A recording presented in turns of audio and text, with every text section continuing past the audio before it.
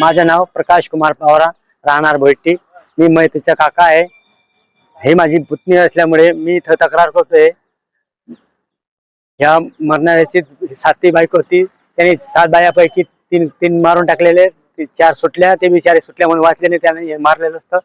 म्हणून आम्हाला एक तक्रार द्यायची आहे की ही आंबाला दिली होती, आंब्या दिल्यामुळे भोईटीहून मेल्यानंतर त्यांनी सांगितलं नाही। आम्हाला बाहेरून कळवलं की तुमची पोरगी वारली म्हणून आम्ही इकडे आलो। ते शोधल्यावर त्यांनी सांगितलं नाही। इकडे ते मी शोधत होतो, दवाखान्यात गेलो, इकडे पाहिलं तिकडे पाहिलं, मग सरकारी दवाखान्याने सांगितलं आम्हाला की तुमची पोरगी डेट आहे, या पीएम रूमला टाकलेली आहे। मग बाहेर भेटला आम्हाला। आता मी न्याय मागतोय, सरकारने आम्हाला न्याय द्यावा। एक माझी पुतणी आहे, त्याचे पोरगा एक आहे। पोरगीचे नाव आरती भिकन पावरा आणि मुलगा चिराग संजय पावरा।